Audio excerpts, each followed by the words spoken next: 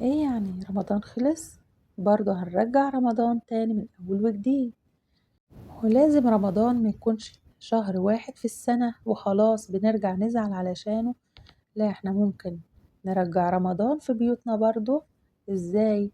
تعالوا هنشوف الفيديو بتاعنا النهاردة والاكلات الجميلة، اكلات رمضان واكلات العزومات. اجمل الاكلات النهاردة اللي عملناها أكلات جميلة جدا، وفعلا من أجمل الأكلات اللي ممكن تعملي بيها عزومة. يعني لما تعملي الأكلات الجميلة دي، أكلات فعلا تشرفك سواء في رمضان أو غير رمضان. طبعا الأهل والأحباب دايما بوجودهم بيكون أجمل أكل وأجمل فرحة. عملنا إيه في الأكل بتاعنا النهاردة أو في العزومة بتاعتنا؟ هقول لكم على كل حاجة وإحنا في الفيديو. السلام عليكم ورحمة الله وبركاته. أهلا بكم حبايبي في قناة حياة توفير مع أسماء محمد. النهاردة إن شاء الله عملنا أجمل أكل وأجمل عزومة. تعالوا بقى كده نشوف هي إيه وعبارة عن إيه. بس قبل ما نبدأ الفيديو أحب أرحب بأخواتي وحبايبي اللي في القناة، الناس اللي معانا اللي دايما منورنا ومشرفينا ومفرحينا بتعليقاتهم ولايكاتهم، والناس كمان الجديدة اللي دايما بتدخل القناة وتنورنا سواء بالاشتراك أو باللايك أو بالتعليقات بتاعتها. والأجمل بقى كمان لما تنوروا التعليقات بالصلاة على الرسول عليه الصلاة والسلام. تعالوا بقى كده نسمي الله ونصلي على الرسول عليه الصلاة والسلام ونشوف الأكل الجميل بتاعنا ده عبارة عن إيه. زي ما انتوا شايفين يا حبايبي الأكل بتاعنا، أنا لو كنت عملت الفيديو آه يعني من أوله لآخره بالنسبة للأكلات بتاعتنا النهاردة، بصراحة ما كانش يكفينا ساعة وأكتر.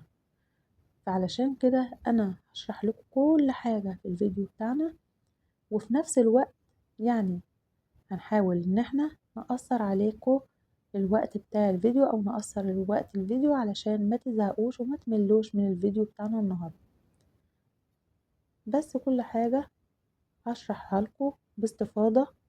تعالوا بقى كده نشوف عملنا الأكل الجميل ده ازاي وعملنا ايه. طبعا اليوم ده كانت عزومة في حدود 13 فرد. طبعا زي ما انتوا شايفين الأكل ده يا حبايبي، طبعا أنا كنت جايبة فراخ. الفراخ طبعا تبلتها من بالليل علشان طبعا تاخد في التتبيلة ويبقى طعمها حلو جدا. فبعد ما تبلتها بالليل سبتها لتاني يوم. لما بيكون عندك عزومة بتسهل عليكي الحاجات اللي زي كده، يعني مثلا لو انت بتعملي محشي بتجهزيه وتحشيه من بالليل، بيسهل عليكي طبعا. لو انت عندك عزومة او في ايام رمضان كمان عندك مثلا فراخ هتتبليها او كفتة هتجهزيها مثلا لتاني يوم. كل الحاجات دي طبعا بتتعمل على بيات زي ما بيقولوا، بتسهل عليكي كتير. طبعا الفراخ المشوية انا عاملاها بطريقة جميلة جدا، وبعد كده شويتها في الصينية او عملتها في الصينية وبعدين طلعناها بالشكل اللي انتوا شايفينه ده.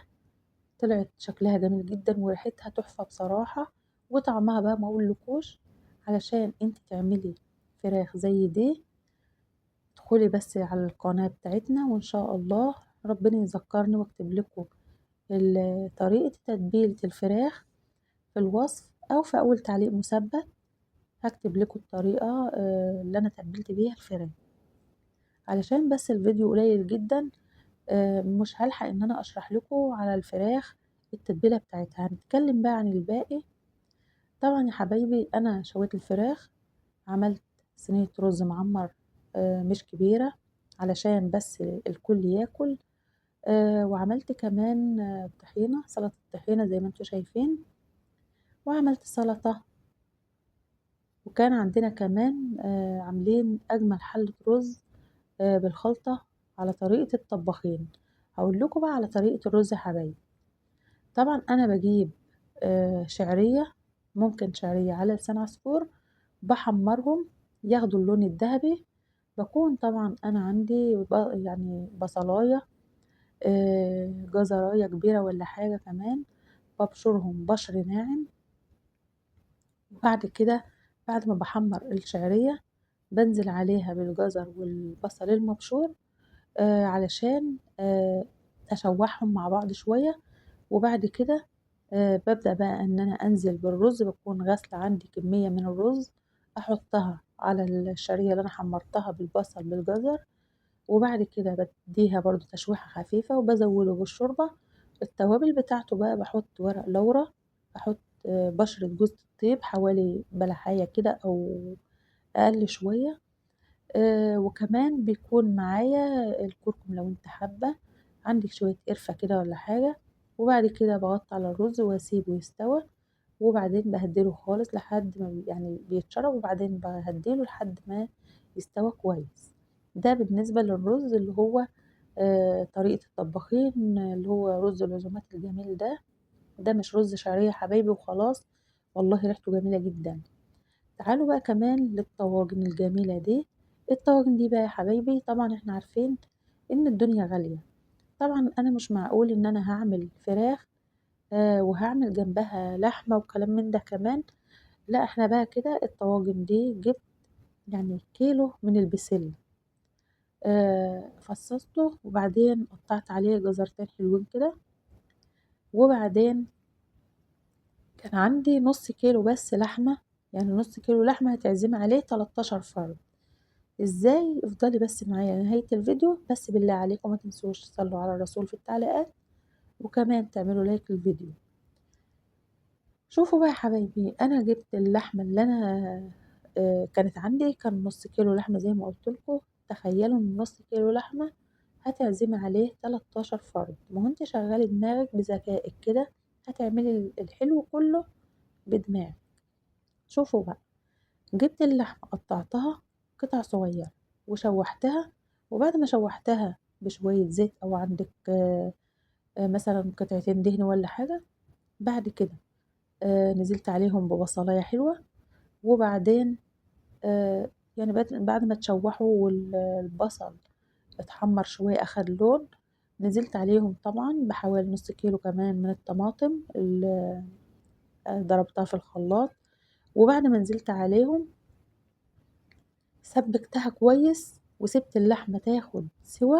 يعني ممكن بعد ما تتسبّك كويس بتزوّديها كمان شوية مَيّة. أنا عاوزة اللحمة تستوى خالص. وبعد كده طبعًا بانزل بالبسلة بالجزر اللي عندي، بياخدوا التسوية بتاعتهم المضبوطة. وبعد كده طبعًا ما بيكونش فيهم سوائل كتير، عايزاكِ تكوني يعني مخلّية البسلة يعني التسبيكة بتاعتها تكون ناشفة.